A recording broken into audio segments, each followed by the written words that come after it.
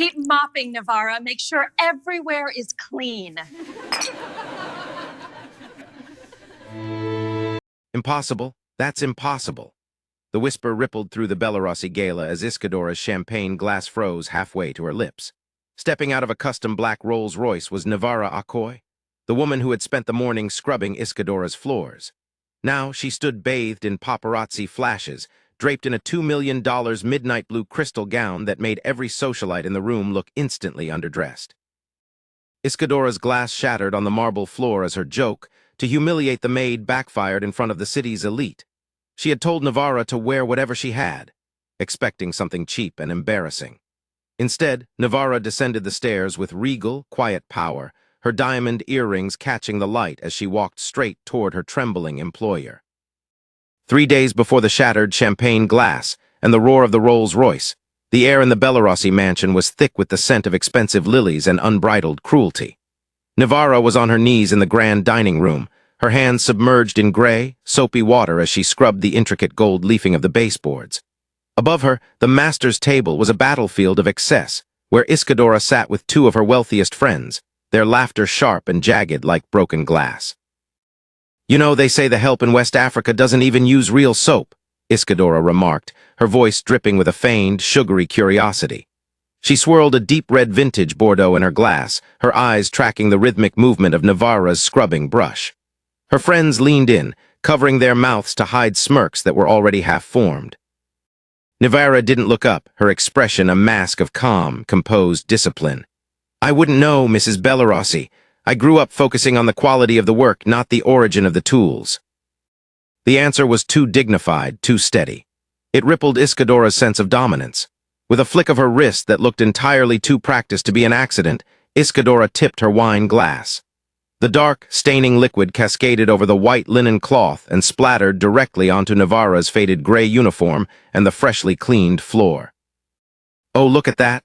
I'm so clumsy," Iscadora giggled, though her eyes remained cold and piercing. She didn't offer a napkin. Instead, she dropped a heavy, sauce-covered silver spoon onto the mess she had just made.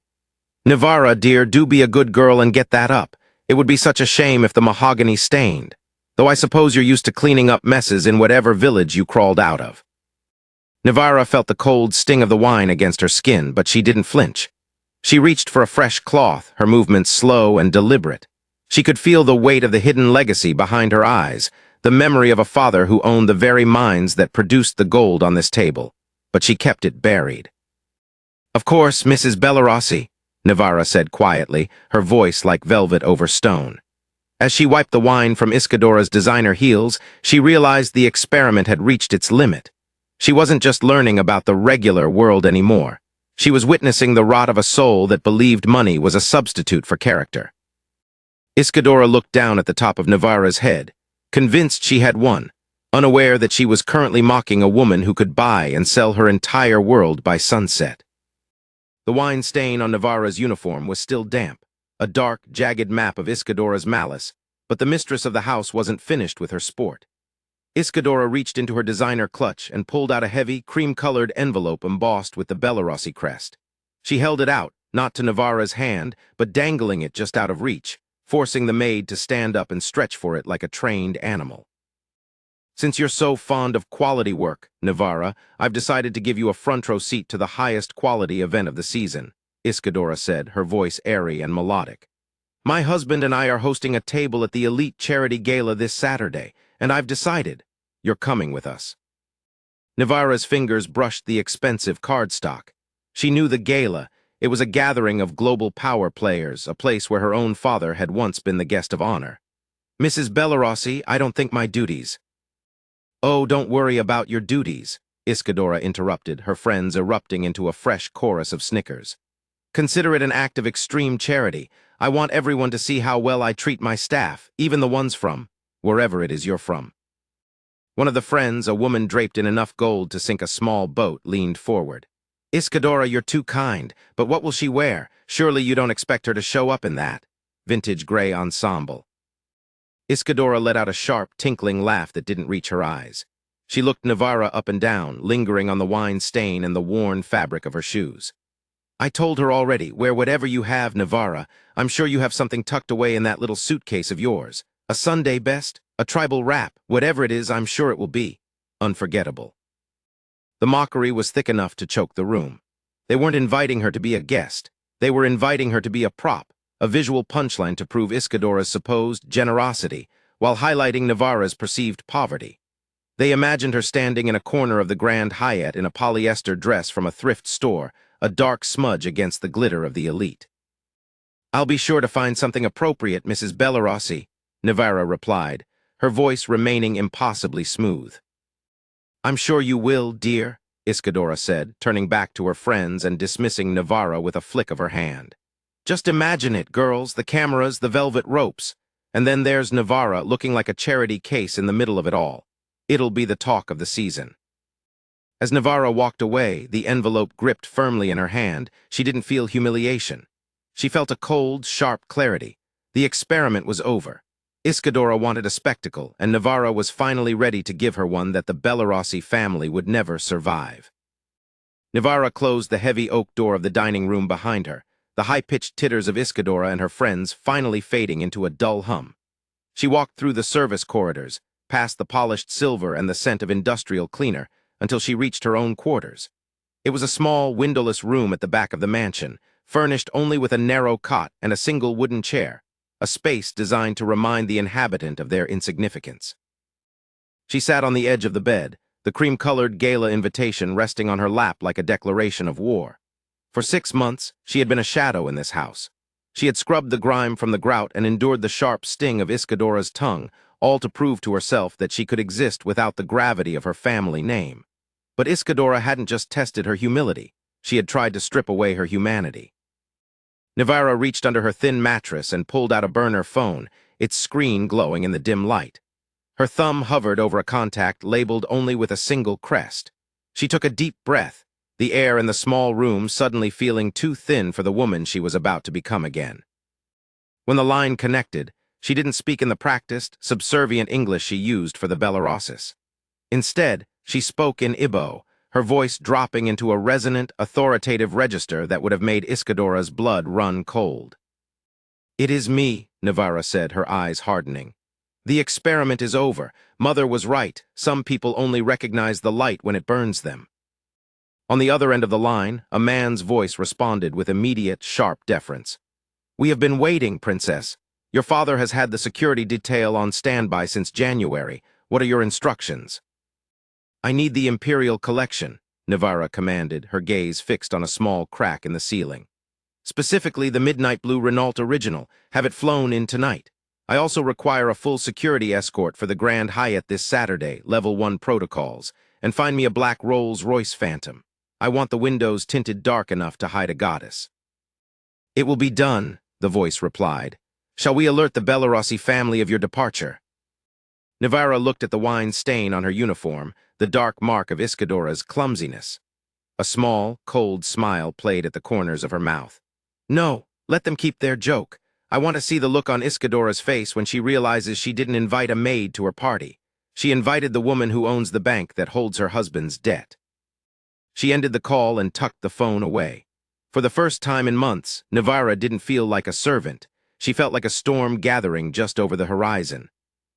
The memory of her father, Adebayo Okoye, was not one of cold marble and distant commands, but of a man whose presence carried the weight of a mountain and the warmth of a hearth.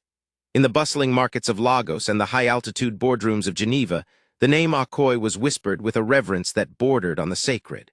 He was the titan of the rift, a man whose vast mineral empire provided the very cobalt and copper that powered the modern world. To the Bellarossi family, wealth was a weapon used to intimidate and exclude. To Adebayo, it was a responsibility, a vast reservoir meant to irrigate the lives of others. He had started with nothing but a single shovel and a vision, eventually building a legacy that could buy and sell the Bellarossis' entire criminal enterprise 10 times over without even denting his quarterly dividends. Nivara had grown up in a palace of glass and gold, shielded by a phalanx of security and the suffocating comfort of extreme privilege. She had seen how people bowed not to her, but to her shadow, to the vast fortune that preceded her every step. By her 22nd birthday, she felt like a ghost in her own life, unable to tell if a smile was genuine or merely a calculated investment. To lead a people, Nivara, you must first walk among them when you have nothing to offer but your hands, her father had told her, his voice a low rumble of wisdom. It was this counsel that led her to the Bellarossi mansion. She had stripped away her jewelry, her designer labels, and her security detail, arriving at their gates with a forged resume and a desire to find the humility of the invisible. She had chosen the Bellarossis specifically because they were known for their arrogance, wanting to see if she could maintain her dignity in the face of the ultimate test. For 6 months, she had lived in the drafty servants' quarters, eating at the cracked wooden table and enduring Iscadora's petty cruelties. She had learned that those who shout the loudest about their status usually have the hollowest hearts. She had found the humility she sought, but in the process she had discovered something more potent, a righteous anger. Her father had taught her that wealth wasn't a throne, but Iscadora had treated it like a whip. As Nivara sat in her dark room, the legacy of the Okoye name pulsed in her veins like a dormant volcano. The quest for humility was over. The time for the Titan's daughter to reclaim her crown had arrived.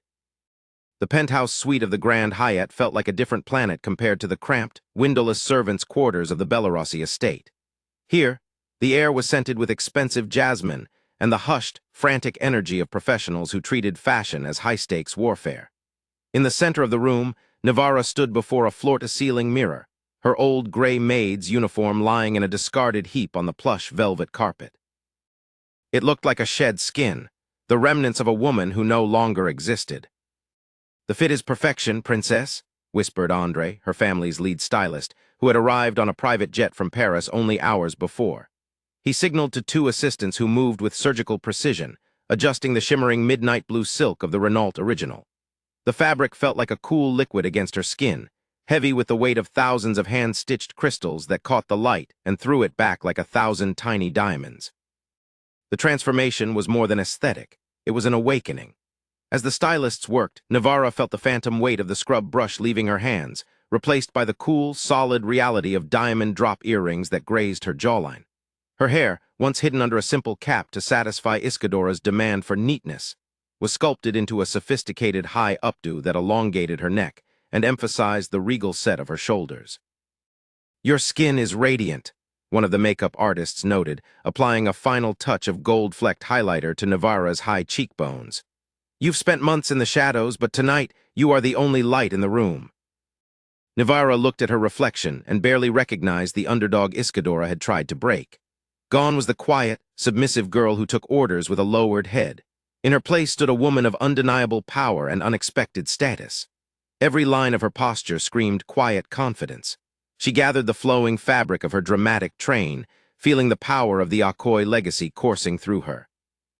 A soft knock at the door signaled the arrival of her head of security.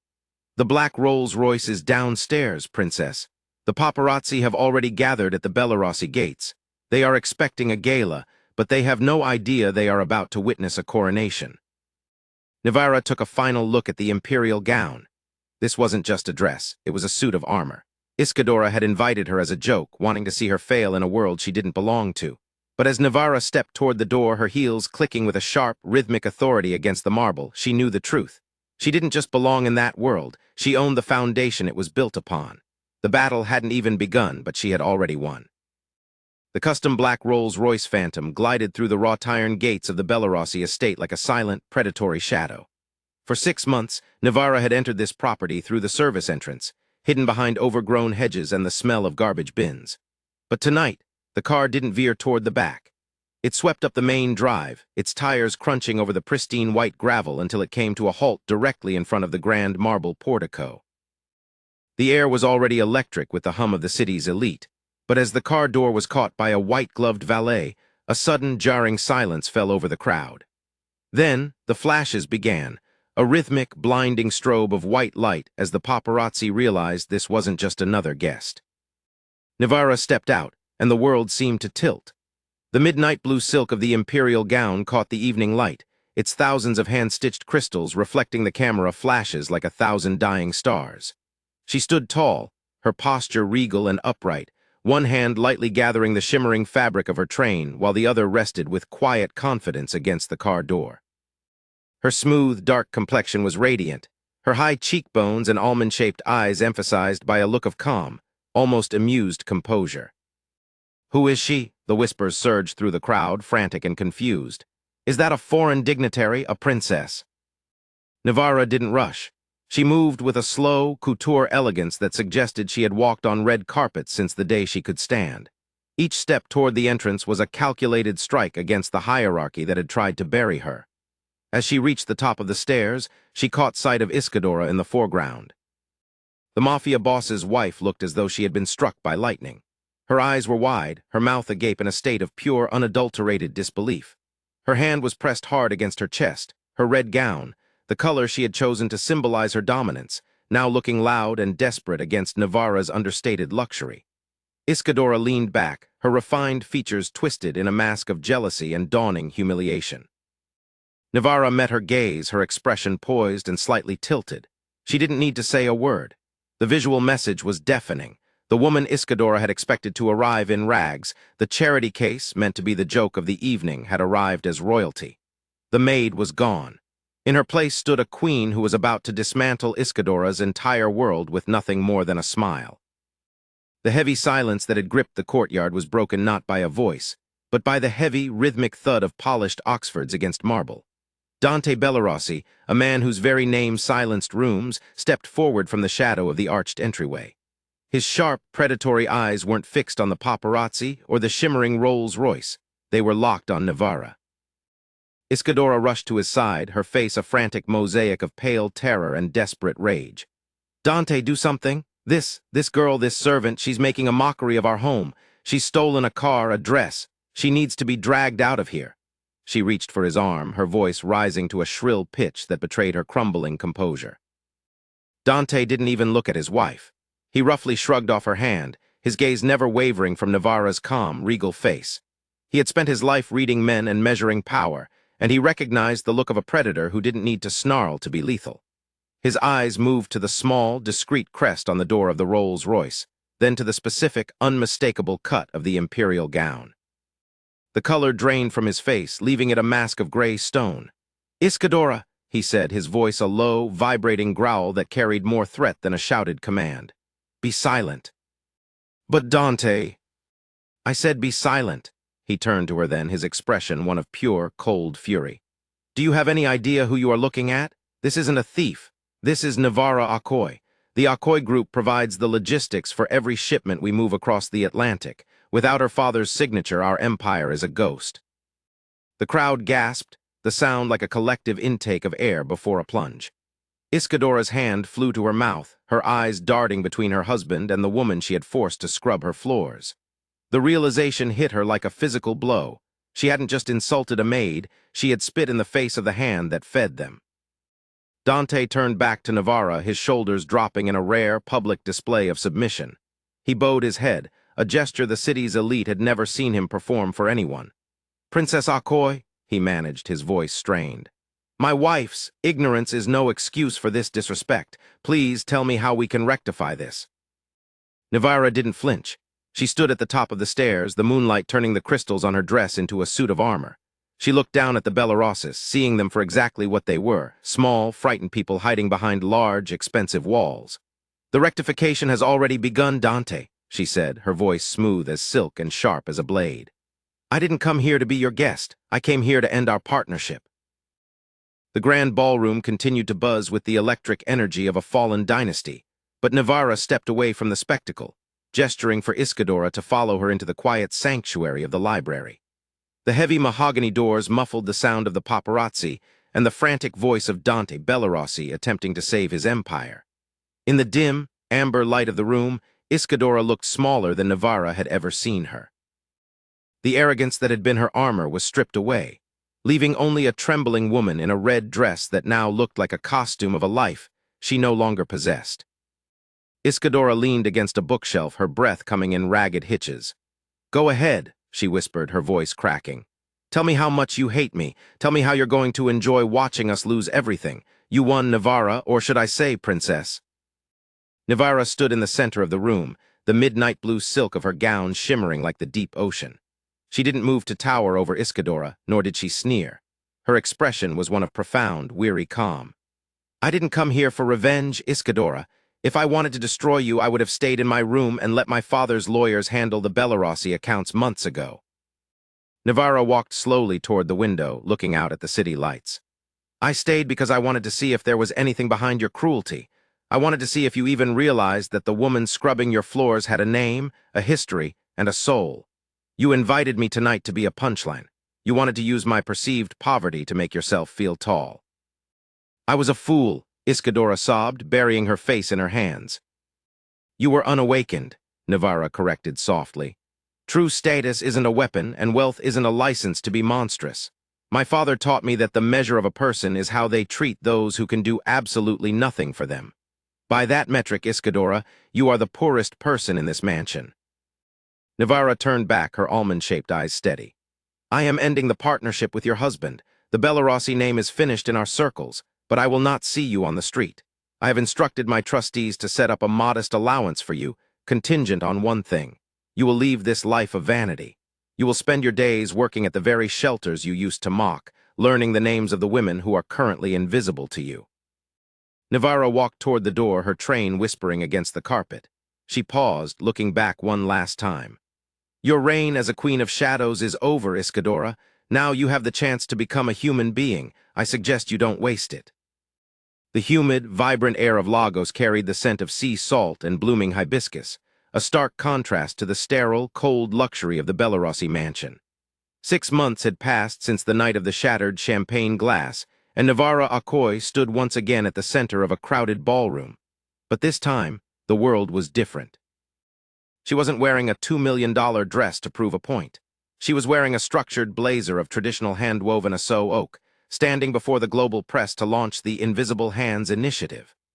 The foundation was her new life's work, dedicated to providing legal protection, education, and microgrants to domestic workers across the continent, ensuring that no woman would ever be forced to be invisible again.